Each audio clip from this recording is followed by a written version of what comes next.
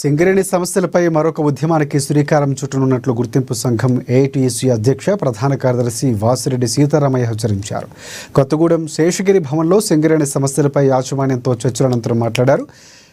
సింగరేణి పరిధిలోని బొగ్గు బ్లాకుల్లో గత ప్రభుత్వం కేటాయించిన ప్రైవేటు సంస్థ నుంచి తిరిగి తీసుకుని మిగతా బ్లాకులు సంస్థ చేపట్టేలా చర్యలు తీసుకోవాలని డిమాండ్ చేశారు. సింగరేణి విజిలెన్స్ విభాగం ప్రతాపం సాధారణ కార్మికులపై కాకుండా కోట్ల రూపాయల అవినీతిపై దృష్టి సారించాలని వాపోయారు. సింగరేణిలో కొత్త మైన్స్ రాకుండా సింగరేణికి భవిష్యత్తు ఉండదు.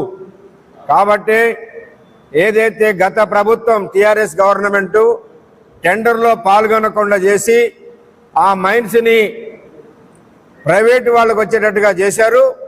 మరి ఈ ప్రభుత్వమైనా దానికి వ్యతిరేకంగా ఆ రద్దు చేయించి వాటిని సింగరేణికే ఇప్పియాలని, రాబోయే కొత్త మైన్స్ కూడా టెండర్లు సింగరేణి వేసే విధంగా చేయాల్సిన బాధ్యత ఈ ప్రభుత్వం పైన ఉన్నదని, గత ప్రభుత్వం ఏమో కాంట్రాక్టర్లతోటి కుమ్ముక్కయి వాళ్ళకి ప్రైవేట్ వాళ్ళకి ఇప్పిస్తే ఈ ప్రభుత్వం కూడా సింగరేణి యూనియన్ ముఖ్యంగా కార్మికులకు ఇచ్చిన హామీలు ఏదైతుందో వాటిని నెరవేర్చడానికి స్ట్రక్చర్ సమావేశాల్లో ఇప్పటికే చర్చించడం జరిగింది.